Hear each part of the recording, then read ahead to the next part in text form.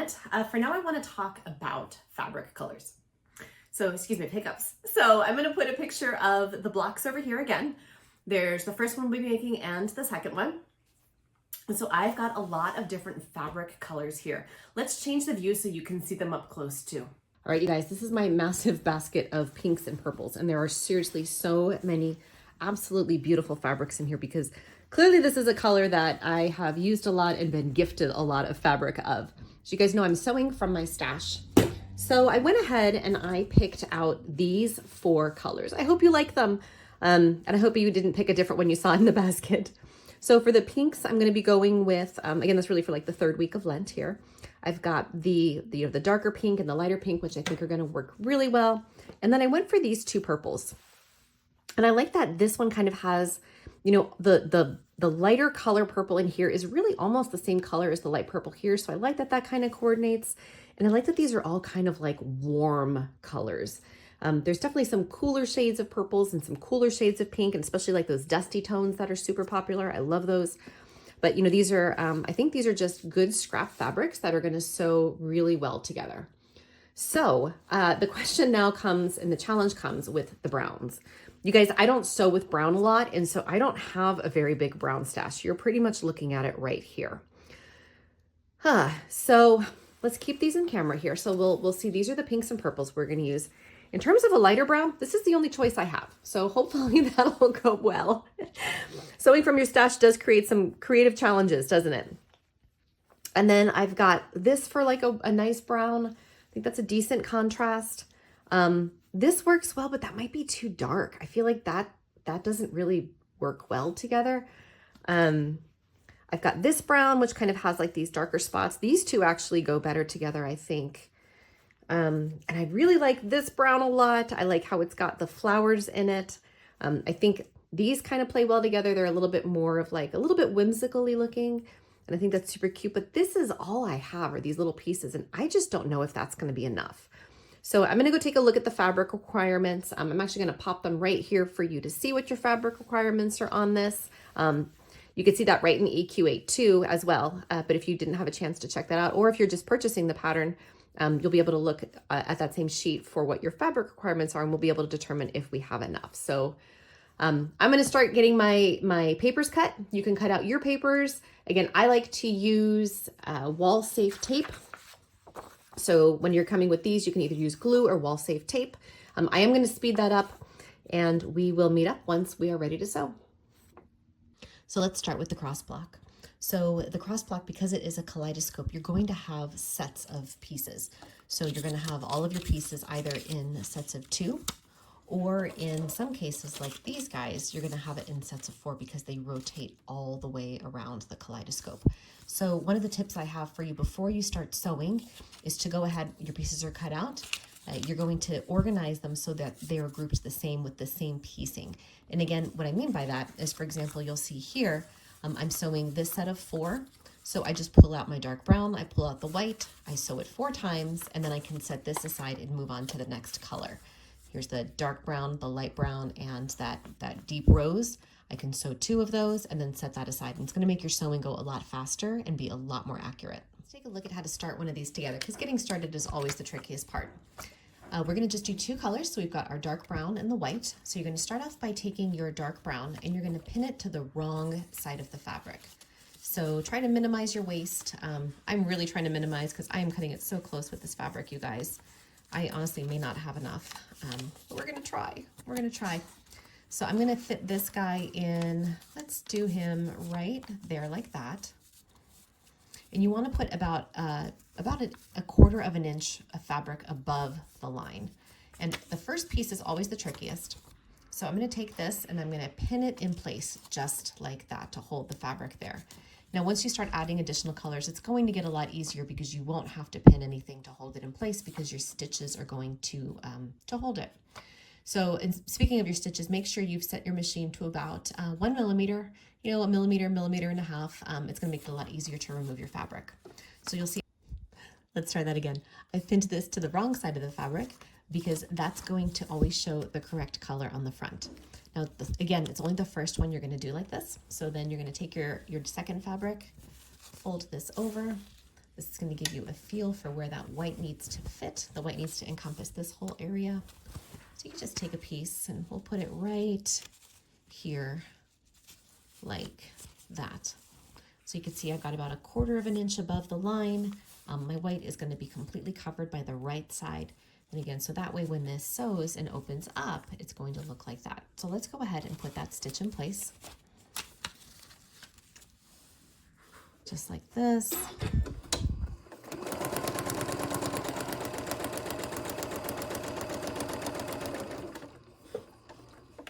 Cut our fabric.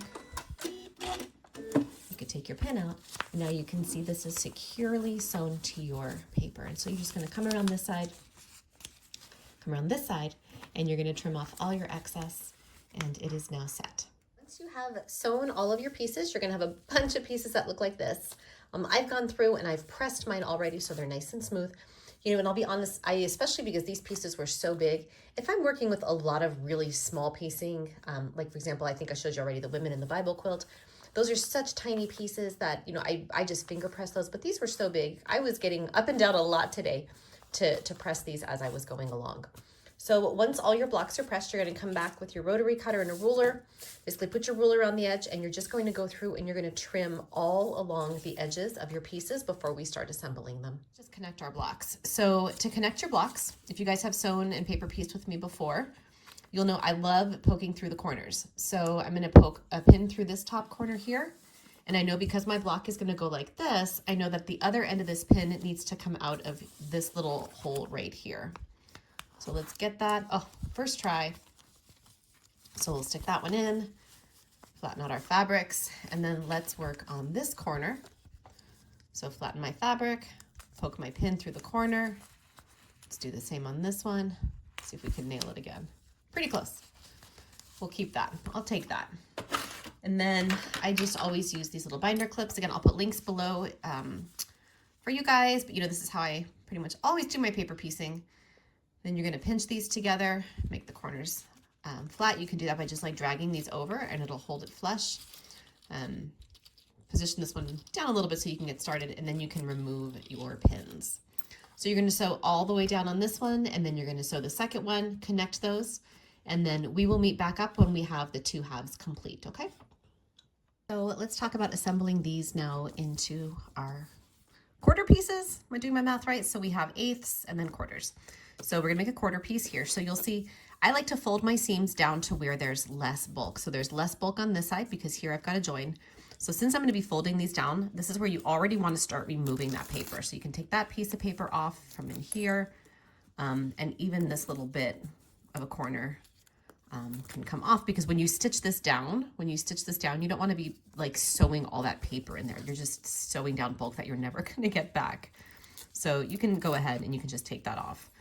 To be honest, you can actually take this whole piece off if you wanted to, because it's a small enough space that you could just sew right from here to here if you want to take the whole thing. So that's your choice. I will leave it on just for purposes of the video so we can see where all the blocks are. But again, you want to clean this up a little bit before we stitch it down. So I've got my 2 pieces here. We'll take those edges off. Okay. So now this is a kaleidoscope, which means on this side, you're going to really want your lines to line up. So instead of going from corner to corner on this one, what I'm going to do is I'm going to be connecting these pieces. So like, for example, I know right here, this piece should connect right here to this piece. So I'm going to poke it through, make sure right on my join there, and then we'll move up to the next one. So you can do every one of them. You could just hit a couple of them, but this is where it's really, you're going to notice your block. And again, you don't have to be the quilt police. If you're happy with your block, you're happy with your block. But you'll see right here, I'm coming right out through where that seam join is. And I want to make sure this one connects right here. Oops, up a little too high. I want to make sure I'm connecting right at that point. So I'm going to line that up, line this up, kind of give it that little gentle tug, and then I'm going to use my clips to hold it in place. Okay, all right, so we have all of our quarters now, and we're going to be putting our quarters together to make halves.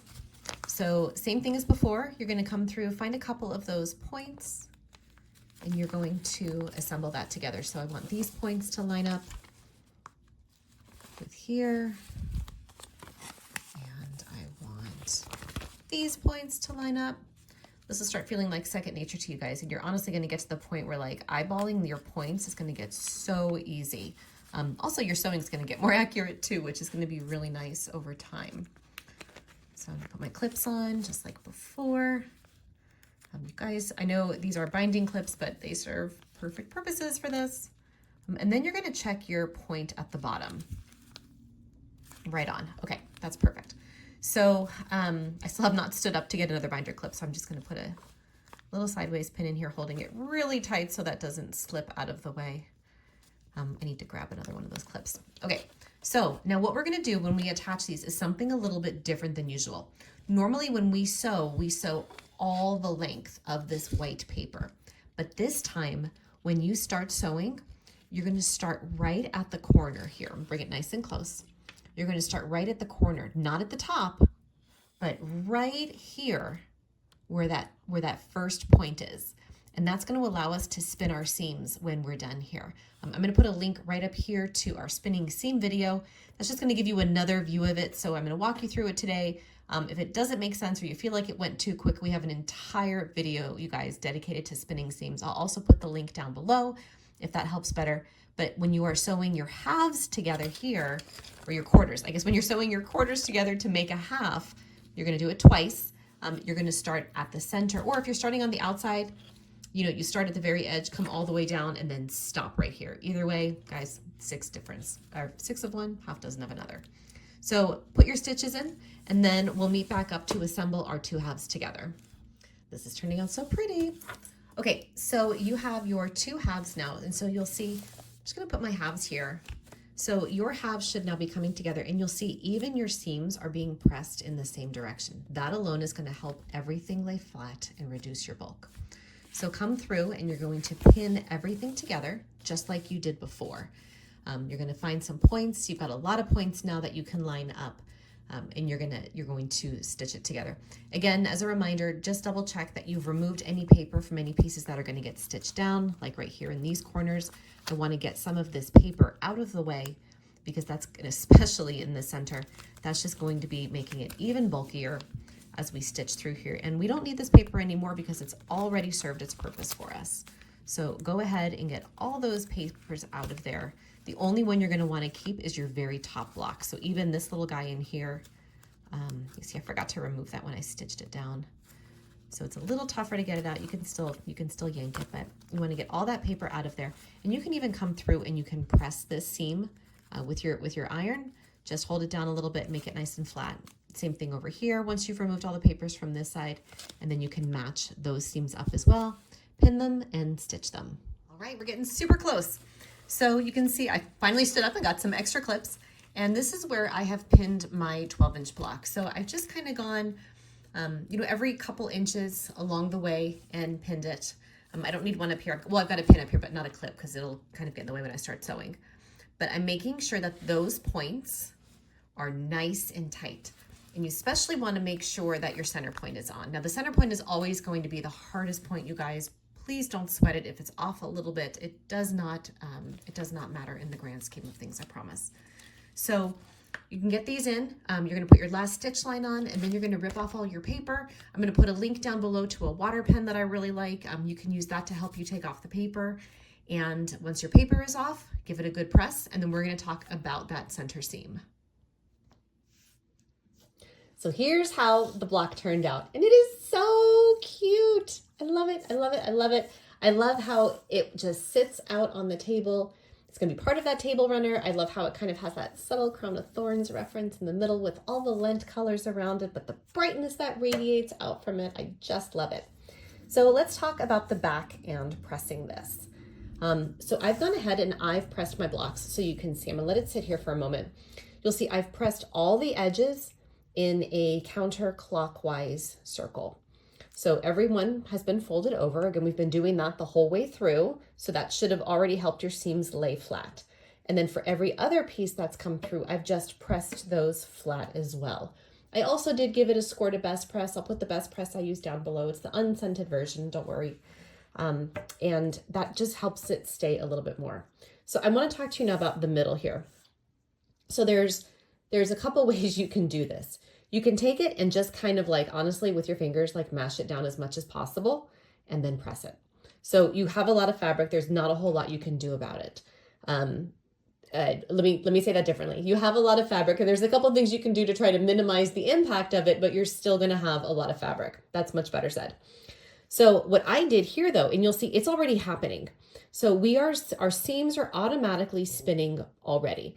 And you'll see that's because this seam right here is our final seam that we put in, but you see how it's opened up, right? I mean, a seam would normally look like this, but because we left that open, I'm able to kind of pull this little center and open it up. And you'll know it works if you see all the right side of fabrics, because normally on the back, right, if we had just folded this, like look here, you'll see these are all the wrong side of the fabric. But right here, because we opened those seams up, we're seeing the right side of the fabric. And it's going to end up making basically like a little grid, like 1, 2, 3, 4. This one's a little harder to see because we do have not just 4 blocks that we're merging together. We've got 8 blocks that are coming together in the center. Again, that's why I really recommend watching that video. Again, the link is down below to it on how to spin seams because you're going to see it a lot cleaner. And that's also going to show you how to pick the seams if you accidentally sewed through it. Okay. So you can come through. I haven't pressed mine yet, but I'm going to go give this a nice press. And then you have your very first kaleidoscope block done. Yay, you guys, that's 1 block done. Okay, so let's get started on the second block. That's going to be the one that has the more crosses. I'll put an image of it here. So because we've already gone through 1 block in total detail, I'm not going to walk you through all the steps, but I will pop on just a few times with some little spots that might trip you up. Let's get started.